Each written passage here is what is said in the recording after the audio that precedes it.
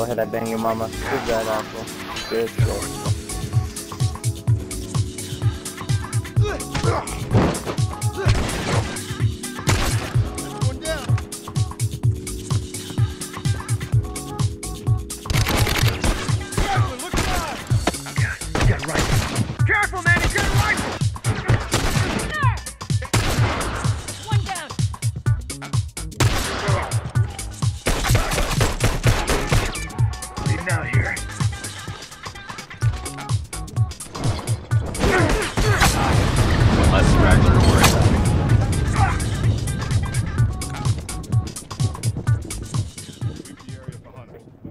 What's up, guys? It's Lucky.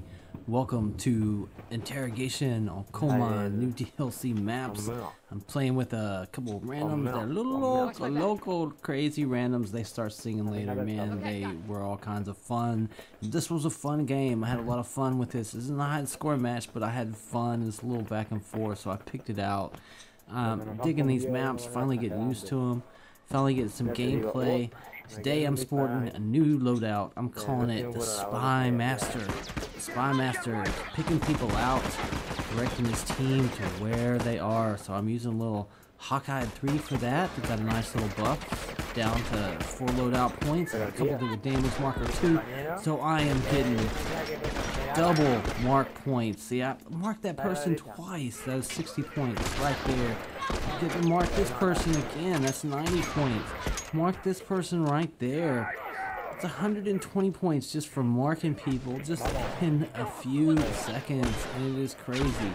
It is good stuff. I even get this person marked twice and get him down, and I'm gonna go for the interrogation. Denied. So let's load out. Here we got revolver, your sidearm hunting rifle, damage marker 2, Hawkeye 3, because you want to get as many marks as possible to get those double marks. A couple of this with sharpshooter 1 and a double barrel for up close personal action that you need. I'm calling it the firepower variation.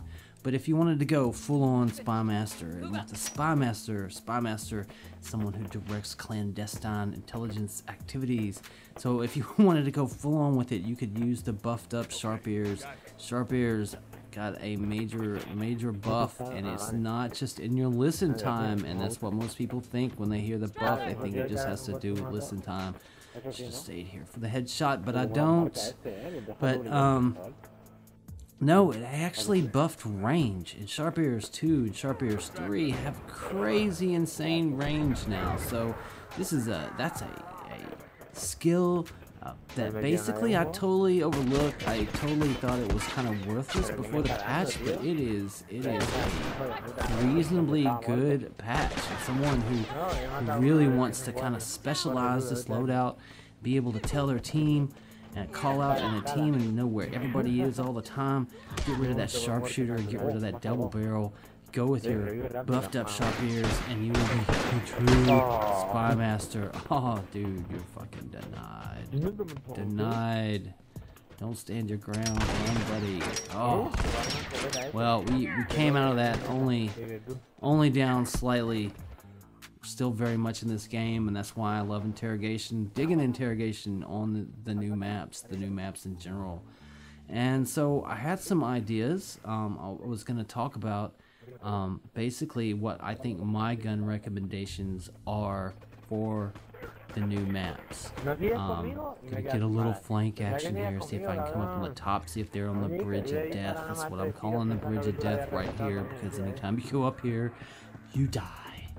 Alright, yeah, nail board, no. Yeah, buddy. See, look, nail board got the marked target for him just by nail boarding. So melees, bombs, radiant damage from Molotovs, it doesn't even kill a person. You are getting marks and you're getting double points for it. Now, so damage marker, is it as good as Crafter 2 or First Aid 2? Both 4 loadout points, both generate lots of parts. It will not generate you as many parts as those loadouts. So if you're looking for a replacement for those, you need those parts. It's not going to do it, but Crafter 2 requires you to be married to the boxes, stay close to the boxes, and stick to the boxes. And First Aid 2 requires you to stick close to your team. But with Damage Marker, you can free yourself up from that. I mean, you don't need that crafting. You don't need that healing, basically. You just basically have to get in gunfights, man. I got into a brawl with 3 dudes on Capital, and I took the first 2 out, and then the third one, he got me. I mean, I ended up losing the fight, but I marked all 3 just by punching these dudes. Just by punching them, man. I marked all 3 and racked up like 90 points from it. My team was able to actually see that the other guys were being revived and come and take advantage of that and exploit that. So, man, good stuff. I am telling you, it is a skill that frees you. You're able to roam the outside of the map, do recon and stuff. So I think it's definitely one of the better ones for sure. Obviously, agility is a freaking killer skill. It's almost too powerful. I wish they hadn't buffed the actual base walking speed of it. Oh yeah, easiest shiv ever. But yeah, I wish they hadn't buffed the base walking speed, because that changed the pace of the entire game. Crouching, vaulting, all that stuff, I think that was definitely worthwhile as far as singing. I think that was definitely worthwhile to buff the crouching, vaulting, and all that stuff. That's a great perk, and agility is probably one of the best perks added. Another one that I thought was really good was Scavenger, especially for like pistol-only loadouts or that full assault rifle, or anything that uses lots and lots of ammo. Yeah, man, Scavenger is great. And just being able to just walk over stuff and pick stuff up. If you're in a gunfight, you run out of ammo, you just run over your dead bodies. And so here, I don't want to pay attention to this. Here, you notice I crawled out into the open, and that is something that I do on Interrogation. I mean, most people, when they get shot, they go down, they immediately go for cover. And in Survivors and Supply Raid, you want to stay in cover because there's always a chance someone will revive you. But Interrogation, you don't want them to get that interrogation. So if I feel like I'm going down and there's little chance my team's going to get to me, I will crawl out wide in the open and try to draw the enemy out behind cover. Because if they interrogate me, guess what? They're behind cover. You know, so I want to draw them out to where they aren't behind, they're out in the open, and my team can possibly exploit that. They can deny the interrogation, or they can take advantage of that. So that's just something, that's just a little tip right there. I'll come back. I'll probably deal with each one. I haven't tried all the new skills yet, but I'll probably come back and talk about each one later. You know, I haven't really tried Executioner or Fortitude or Bomb Expert. Well, I've tried Awareness a little bit, and it's kind of not really impressed. But right now, definitely, I like Damage Marker 2 on this hunting rifle loadout because it frees me up. I like the new Sharp Ears. I love agility, especially for creeping covert classes. It's just, I totally dig that. And I like Scavenger for my pistol only loadouts. That is, man, it is a great perk. So let's get into, see, I'm totally lost. I didn't know where to place that bomb, and cost me my life. Cost me my life. But I was gonna make a few recommendations for maps. I think I've played enough now, and I'm gonna skip the semi-auto because the semi-auto is well balanced. It's good for all maps. It's good for any map. So it would be pointless because it's medium range, short range, and long range. It covers all bases. So semi-auto is just that kind of all-around gun.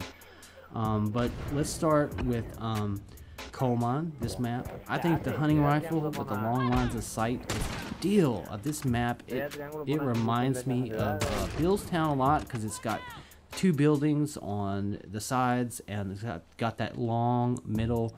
It's ideal for hunting rifle action. Yeah, bring out the double barrel. And come on. in your face. Ooh, Spectre and double barrel. You can't get away from it. Man, that Spectre is absolutely ruthless. It eats ammo like nobody's business, but it is totally ruthless. So Coleman, I'm saying hunting rifle. Wharf was a tough one because I really thought the bow would be good, you know, kind of covert, kind of sneaky on Wharf, but I found that using the bow, I might take out one person or two people, but there was always 2 or 3 people there, and then getting in a gunfight at close range, and the bow is just not your best weapon for that, unless you're really good with it. I actually found that the burst rifle, maybe even the full assault rifle, these are great short-range weapons. Obviously, purchasable shotgun, Spectre, assault rifle, they would all be great on Wharf, which is a short-range combat, in-your-face type situation. So,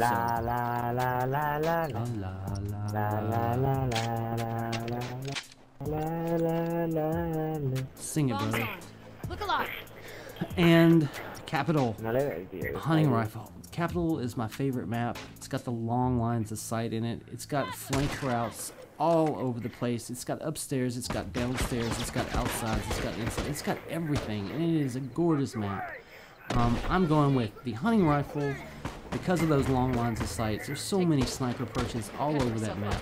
And the bow. The bow can do some serious damage on this map. So if you're on it, man, look out. If there's a good bow user on it, you better watch your back. And then last but not least, Water Tower. Water Tower is just this great all-around map that is good for every single type of gun. I didn't think it would be good for hunting rifle, but there are long lines of sight you can really exploit. I've had some really good games with hunting rifle on Water Tower. The bow has worked good.